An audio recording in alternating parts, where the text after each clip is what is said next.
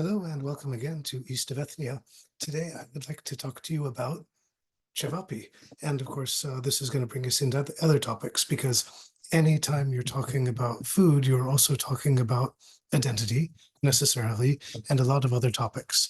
But this topic comes to mind because of an item that I saw in the news this week, which I will show to you now. It is an item about share screen. Sarajevski ćevap. Everybody would agree that the ćevapčići in Sarajevo are very, very good. A big attraction in the center. There are disagreements as to which place does it best. I say they're all pretty good, and the movement here is to protect the brand of Sarajevski ćevap as a local specialty with exclusive rights to use of the name and use of the recipe. And as far as this goes, this is a legitimate thing to do. I mean, the Sarajevo style of ćevapčići is a unique style. It's something for which the place is known. It's an attraction. Why not defend it? You could think of it as a part of national, but also a part of regional identity. Because I think that a lot of people, if you ask them, what is the most typical food of ex-Yugoslavia? I mean, there are some other foods that could be mentioned on the list, but a lot of people will name ćevapčići. I mean, certainly it's a characteristic specialty of the southern and eastern parts of former Yugoslavia. So of Macedonia, of Serbia, of Bosnia and Herzegovina. It's also made in Kosovo and Albania. In fact, throughout the Balkans, there's some region of it. In Bulgaria, they make them. In Romania, they call them mitite, and they make those as well. So it's a Balkan specialty. I mean, less so in the western and northern parts, and Croatia and Slovenia. People certainly eat ćevapčići. You can find them, but they're not a characteristic local specialty of any place there. Although you can certainly find them at every tourist spot, near every sports stadium, and so on. But this caught my attention also because this is not the only effort to claim an exclusive right to ćevapčići. So let me show you a photo of something in my neighborhood that I caught a couple of weeks ago. Our neighborhood in London is known as the place where wait, I have two photos up here. Let's stop share and give you just one. As the area that has the best Turkish restaurants in the city. And here is one of them that's well known. And you see that they are advertising their new specialty that they call Sultan Ahmet Koftesi, or Sultan Ahmet's meatballs, I guess. You look at the picture, those look a lot like ćevapi. Let me show you another picture here. This is one from their menu, and you'll get an even better sense. I mean, this looks like the dish that is familiar to all of you. The screen share seems to be misbehaving, so you'll have to take my word on that. But yes, the Sultan Ahmet kofte are the product that is, and actually courts in Turkey have declared this the exclusive property of the Sultan Ahmet restaurant in Istanbul.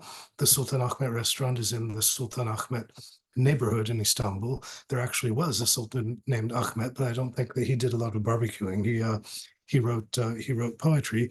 The family of the owners of that restaurant sued in court to prevent anybody else from marketing a product of that type under the name Sultan Ahmet Kofte. They won, and they say that the recipe was invented by their ancestor in his restaurant, the same restaurant, in the Sultan Ahmet neighborhood in 1920. So this brings us to 1920, but you want to go back and back again to the Balkans. There are lots of claims about places and identities associated with ćevapi. I'm going to mention a lot of different news items and stories and so on in this presentation. So I'm going to put links to all of them in the comments below. The first person to comment on the unique link between ćevapčići and identity was the great Serbian satirical writer and essayist who was also a state official in the Kingdom of Yugoslavia, Branislav Nušić. Now, Branislav Nušić writes in his recollections of early pre-independence Belgrade that ćevapčići were introduced to Belgrade by the Kafana Rajić that existed on what was then called the Velika Pijaca, the big market in the center of Belgrade. That is now Studentski Trg, the square around which most of the major university buildings were located. And he traces this to 1860. Now, I think, with all respect to Branislav Nušić, who is one of the great figures in Serbian literature, he's probably wrong about that. He would have been a child and not living in Belgrade in the 1860s at the time. So he would have heard the story from other people with unclear memory. What's more likely is that ćevapčići were introduced to Belgrade when they were brought over from Leskovac, which was known before for its specialties made with minced meat, which is something relatively unique in that part of the world at that time. And Leskovac does not become a part of Serbia until Serbia becomes an independent state in 1878. So probably it comes sometime after 1878. But Nušić is, I think, correct in making the observation that ćevapčići become a kind of symbol of Yugoslavia once Yugoslavia is formed. So a type of national cuisine. It means that other places, I mean, in addition to Sarajevo and Belgrade that we've mentioned, have their typical local ćevapi. Leskovac certainly does. Niš does in Bosnia and Herzegovina.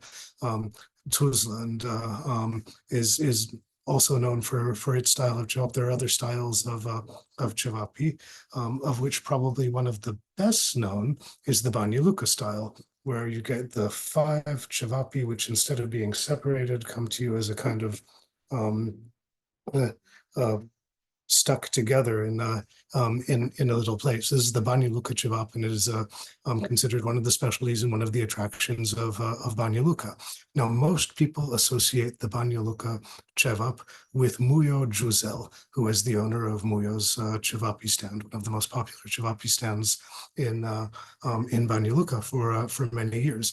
But Mujo himself, before opening his stand, he was the assistant to Giovanni Klasser, who was the chef for meat specialties at the Hotel Bosna in Banja Luka. And this is the person who probably developed the recipe. So it's interesting that this typical local product in Bosnia and Herzegovina should be originated by an Italian chef. But there's another thing this story tells us, which is that whoever the creator was and whenever it was done, it was certainly in the period after the Second World War, at a time of the heavy popularization of these types of products, also across the rest of what was Yugoslavia. You have also in Banja Luka a pair of historians, I believe a husband and wife team, the Bronsas, who are tracing the history of different foods and food specialties in the region. And they say that ćevapi, with their name, that comes from a Turkish word that is of probably Iranian origin, meaning fried, not grilled meat, incidentally. They probably say that there weren't any ćevapi that we would recognize now in any part of the region until the second half of the 19th century. So they agree a bit with Branislav Nušić, but would probably agree with me that Branislav Nušić puts the date a little bit too early. I would also say that these are foods that are associated with character, and they came to be associated with character, particularly the Sarajevo ćevap, in an interesting way during the 1984 Olympics in Sarajevo, when as a guest of the Olympics committee was the prominent actor, Kirk Douglas, who was there watching the competitions and going around Sarajevo and meeting people and eating in the restaurants and so on. Naturally, everybody believed that this was a rich foreigner and were trying to cheat him. What they probably didn't know is that Kirk Douglas, who was born Izzy Demski to a family from Belarus, had very little difficulty understanding people trying to cheat him in a Slavic language that was related to his native languages. And one of the places where people tried to cheat him was a restaurant called Una, where he came in with a group of friends. They all had dinner. When the owner of the restaurant brought the bill, he just added a little zero to the bill to charge him 10 times the amount of the value of the of the food that he had eaten. I mean, there was a police inspection, there were charges brought, and for the next 5 years, people in Sarajevo refused to go to that restaurant because of the belief that the owners were dishonest. So what all this comes out of is, I mean, first of all, that there is this very strong connection between food and identity, and the symbolic value of food and of different kinds of food specialties is very strong. But I think another thing that we show is that regardless of how popular and how passionately shared this connection between food and identity is, it's weaker than we think it is, and it comes later than we think that it does. And there's another thing that the history of ćevapi tells us about, I mean, about food, but about culture and shared symbols and values in general. And that is, as much as we like to trace them to a particular place or a particular nationality, these things come from communication between and the production of hybrids involving different culture. Culture comes out of exchange. It is a creative process. It is not a process of fixing things. So what else can we say? Yes, meanings are strong, their foundations are weak, and ćevapi are nice. Thanks for your time and attention. We will see you again.